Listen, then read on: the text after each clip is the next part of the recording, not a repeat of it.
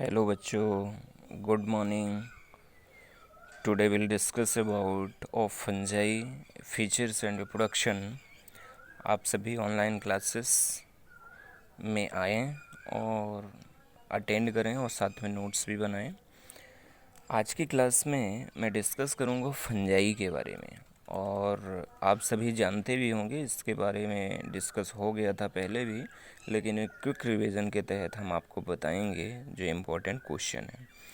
तो यहाँ पे देखिएगा, ये जो फंजाई है, एल्गी है, ये ब्रायोफाइटा है, ये एक थैलॉइड स्ट्रक्चर है और ये मॉइस्चर में डिपेंड रहते हैं। जहाँ पे नमी होगी वहाँ ये पाए जाएंगे। देखिए, इनका बेनिफिट बहुत है। ये हमारे लिए तो ज़रूर है कि ये सड़े गले स्थानों में पाए जाते हैं, नम एरिया में होते हैं, लेकिन इनका बेनिफिट बहुत है। एक बैक्टीरिया डिसीज़ भी उत्पन्न करता है, लेकिन वो एडिबल भी होता है। हमारी बॉडी में ऑलरेडी बैक्टीरिया आंत में पाया जाता है, एस्टीरिया कोलाई।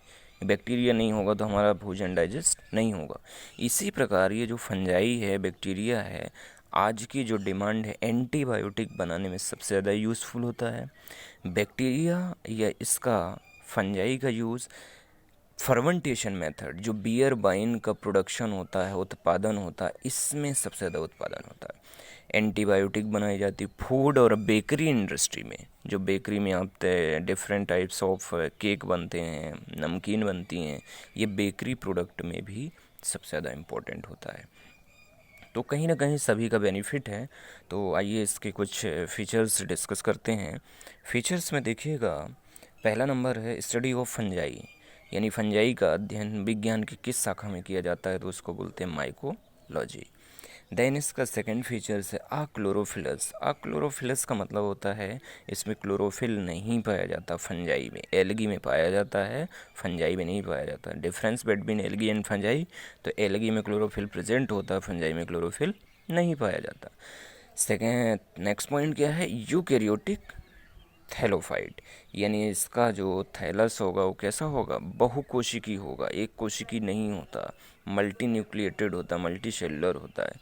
तो यूकैरियोटिक थैलोफाइट आप बताएंगे।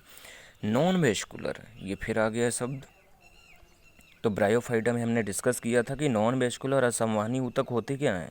तो ऐसे टिश्यू सिस्टम जिनमें जाइलम एंड फ्लोएम नहीं पाया जाता।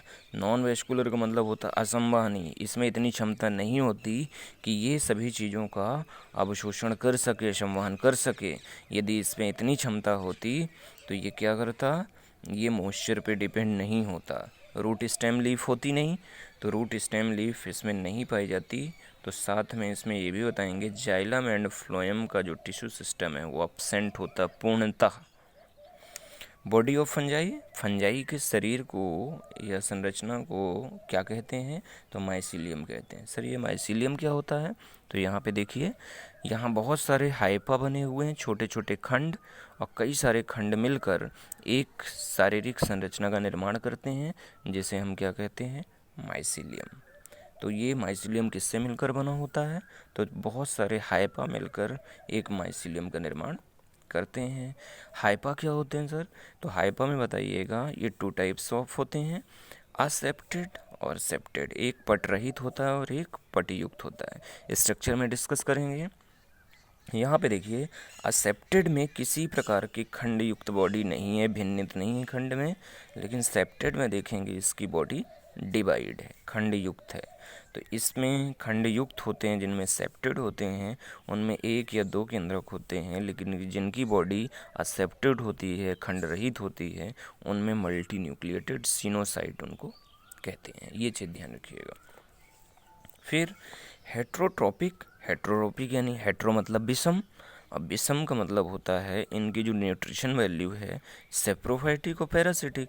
तो सेप्रोफिटिक यानी होता है मृतोपजीवी, और मृतोपजीवी कहाँ पे खाना लेंगे, तो जहाँ पे डेड ऑर्गेनिज्म होगा, सड़ा गला पदार्थ होगा, वहाँ पर ये अपने आप को एडजस्ट करेंगे और खाना अपना प्राप्त करेंगे। पैरासाइट्स क्या होता है, पैरासाइट्स मतलब परजीवी, जैसे हम लोग परजीवी हैं, तो वैसे ही ये क्या होगा, obtain food from living body, यानी ऐसा फंजाई जो लिविंग बॉडी में डिपेंड रहता है, उसको हम पैरासाइट्स कहते हैं। Cell wall made of chitin, जो इसकी कोशिका भित्ति होगी वो किसकी बनी होगी, काइटिन की बनी होगी।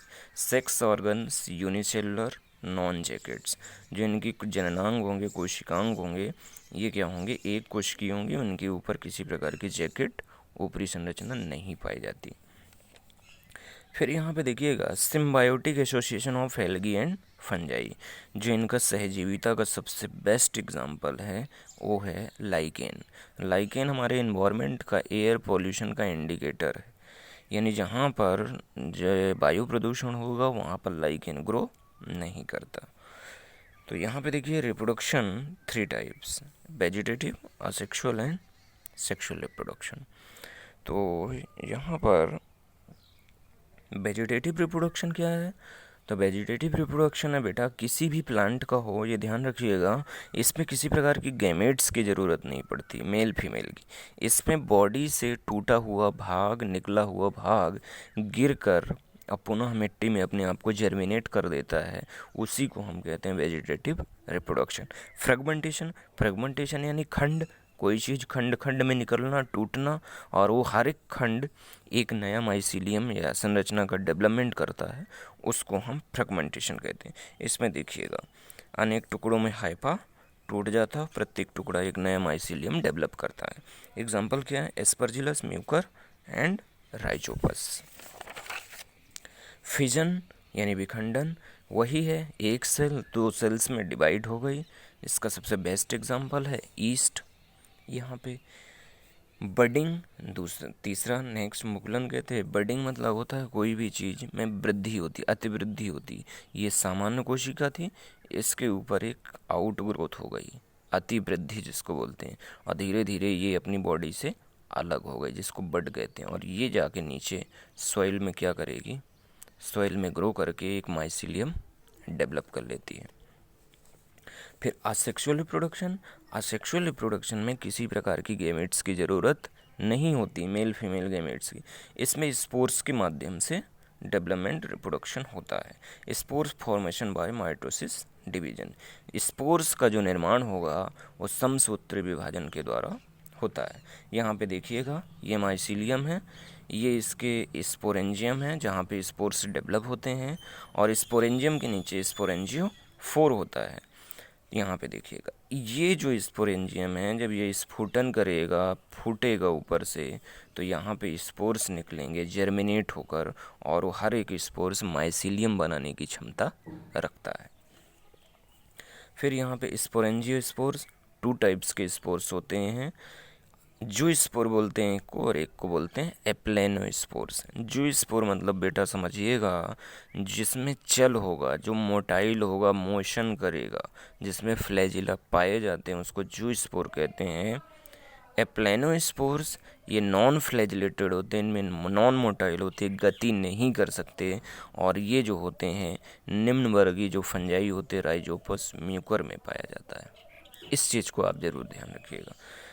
फिर आते हैं हम सेक्सुअल रिप्रोडक्शन, सबसे इम्पोर्टेंट चीज़ जिनमें गैमेट्स की ज़रूरत पड़ती है, मेल एंड फीमेल गैमेट्स के माध्यम से प्रक्रिया संपन्न होती है।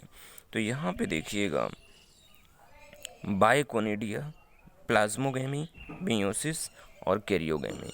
तो इसमें सेक्सुअल रिप्रोडक्शन करने के लिए 2 गैमेट्स का होना ज़रूरी है। इनमें सेल्स आपस में फ्यूज़ होती हैं, न्यूक्लियस के फ्यूज़न होता है, और ये डेवलपमेंट करते हैं। ये देखिए 1 न्यूक्लियस 2 न्यूक्लियस, यहाँ जाके दोनों साथ में हो गए, जिनको क्या बोलते हैं डाइकैरियोन।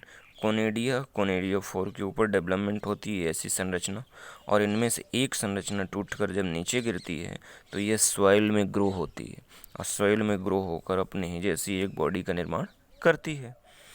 मियोसिस डिवीजन में भी वही आपने पढ़ा था। मियोसिस डिवीजन में 2 सेल से 4 कोशिकाओं का निर्माण होता है, डॉटर सेल्स का। तो इसमें आप ऐसे ही बताएंगे, ज़्यादा लेंदी नहीं है, और आराम से आप इसको डिस्कस कर लेंगे।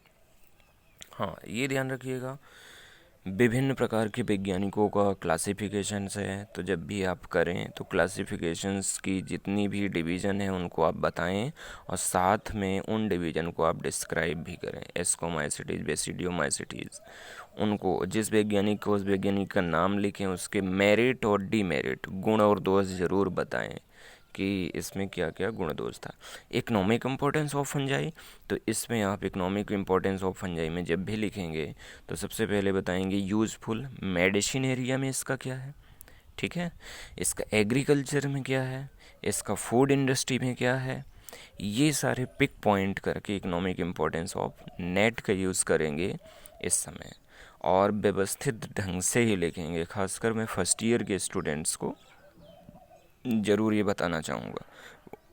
और कोई भी यदि आपका क्वेश्चन है, डाउट है, तो आप उसको ज़रूर डिस्कस करें, उसके लिए हम अवेलेबल हैं।